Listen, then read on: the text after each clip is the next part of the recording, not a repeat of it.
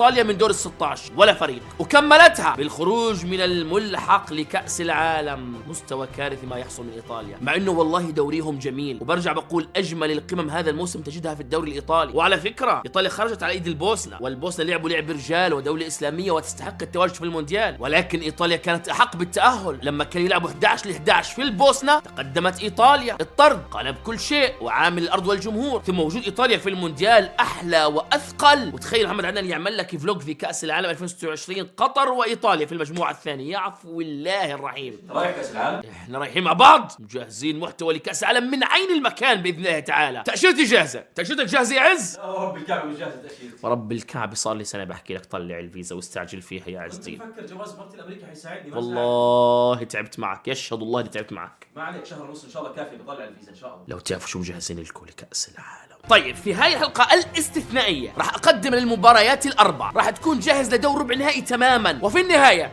محمد عدنان سيقطع بالفرق المتأهلة